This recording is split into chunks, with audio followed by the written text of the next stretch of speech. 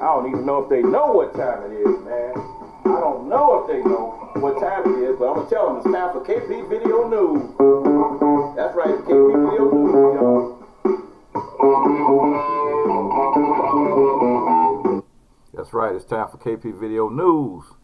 And I got a story here that seems like a little bit of vindication for the United States Postal Service, because we have a guy on here that was getting ready to go UPS. Not postal, he was getting ready to go UPS. So we got a UPS worker planning mass shooting, had 20,000 rounds of ammo and a weapons cache, police said. Police found tactical backpacks and ammunition staged at the suspect's California apartment. Authorities searching the California home of a UPS worker who threatened a mass shooting found body armor, tactical rifles, and 20,000 rounds of ammunition, police said Monday.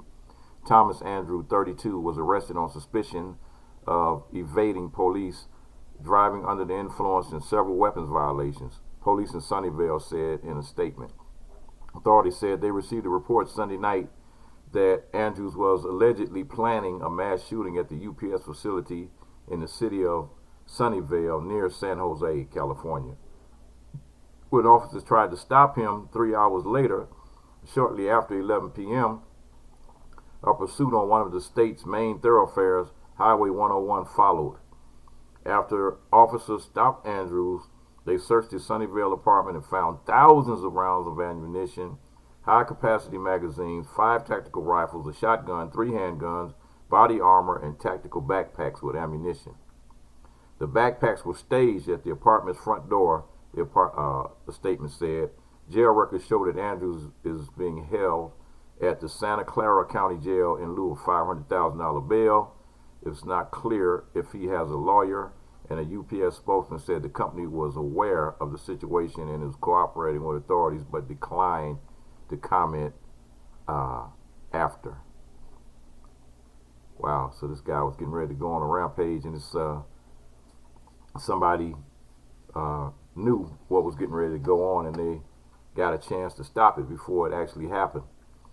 So here we go with Tavis Smiley, which is a guy that sit up there and was bad-mouthing Barack Obama because Barack Obama would not let him come to the White House, so therefore he put Barack Obama on the crap list. Now what he's going through right now is a jury finds that Travis Smiley violated PBS morals clause. So a jury on Wednesday found that former PBS host Tavis Smiley violated the morals clause of his contract by having affairs with multiple subordinates. Smiley sued PBS in February 2018, alleging that the broadcaster had used a sham investigation as a pretext to cancel his show. PBS countersued, claiming that Smiley's sexual conduct constituted a breach of their contract. A jury began deliberating on Monday and issued a verdict in favor of PBS on Wednesday, which is today. PBS will be awarded at least $1.5 million. The D.C. Superior Court judge will have to determine the total amount of damages. We are pleased with the jury's decision, a PBS spokesperson said in a statement. PBS expects our producing partners to provide a workplace where people can feel safe and are treated with dignity and respect. It was important for us to ensure that the courageous women who came forward were able to share their stories, and that we continue to uphold the values and standards of our organization. The jurors heard the evidence over the last 3 weeks, including deposition videos of 6 women who accused Smiley of misconduct. 1 woman who accused Smiley of sexual harassment left the show and received a $325,000 settlement. PBS alleges Smiley's conduct posed a clear breach of his morals clause. After receiving a complaint in November 2017, the network hired an investigation firm. The network suspended the show in December 2017. PBS has a morals clause in order to protect its brand from the mess he caused from having these relationships in the workplace, argued PBS lead attorney Grace Spates.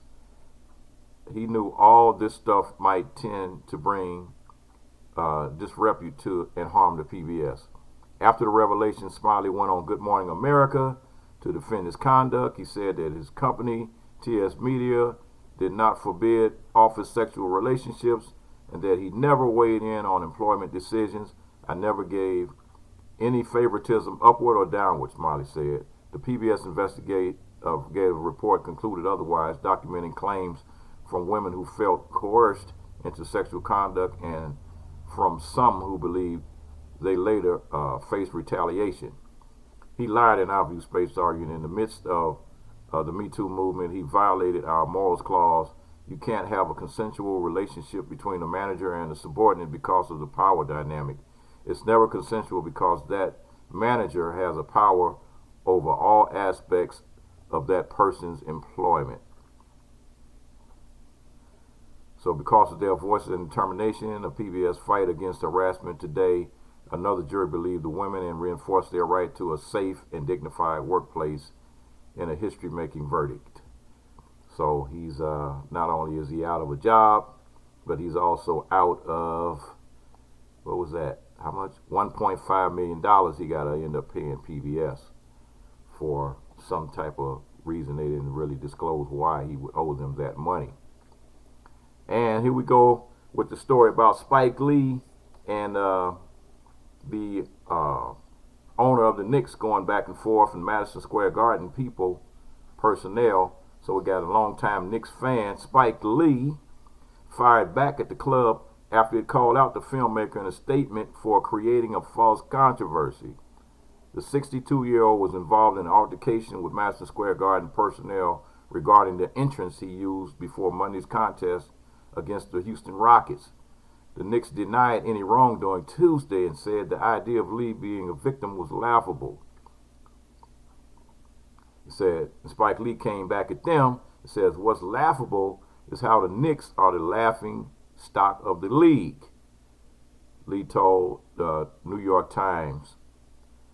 This press release, which is upsetting me, is an unmitigated, bald-faced lie, Lee added, capital letters. On my late mother and my late brother's grave, this is a lie. That they say that they had repeatedly asked me not to use the employee interest, that's a lie.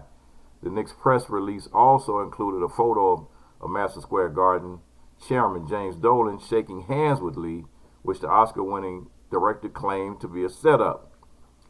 Notice the angle. It was taken from the roof of the garden by a garden photographer, Lee told Deb in a text message. This picture was planned. It was put in motion that Dolan came to my seat to speak to me at halftime. Only fans, but it's James Dolan harassing Spike Lee. Lee has been a Knicks season ticket holder for the past 28 years, spending approximately $300,000 annually on his courtside seats, but he insisted he has never had much of a relationship with Dolan. In an interview on ESPN's First Take, Lee said he wasn't sure why the owner is harassing him. This is personal, Lee explained, according to Deb. I know this is coming from James Dolan. He runs the garden. I've been coming here for 3 decades. Those ushers, security guards, and my friends, they saw my children grow up. I don't want them to get fired because he sees me speaking to these employees. People walk on eggshells at the garden. You can get fired on a moment's notice. I don't want anybody to get fired, and I want to state that this has nothing to do with the players. This is me and Dolan. So, this is Dolan going after somebody else, and that he had issue with one of the players there. I think it was about a year ago, maybe, and so they escorted one of the ex-Knick players and forced him to leave the stadium. And I don't know what it is with this guy that has a personal issue, and it seems like he has personal issue with mainly with black people, because this is like the second black person that he's come after. And Spike Lee, like I said, spent $300,000 a year on those seats. So it's like, wow, man, that's a lot of money, man, only to be disrespected. And from what the other story that I read is that he's been using the same entrance for decades. He's been going in the same door for decades. So now why is it all of a sudden you want him to go through a different door? So this is all personal, and it's garbage, and we'll see how this plays out. But for the most part, if I was Spike Lee and I'm spending $300,000, time for you to just say, to hell with the Knicks. It's time to go on over to the Brooklyn Nets. Go on over to the Nets and start supporting them, because the Knicks, they're a garbage team anyway.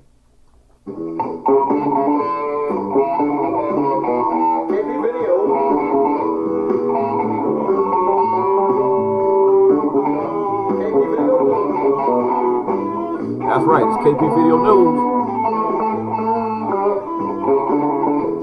It's KP Video News, y'all. Peace.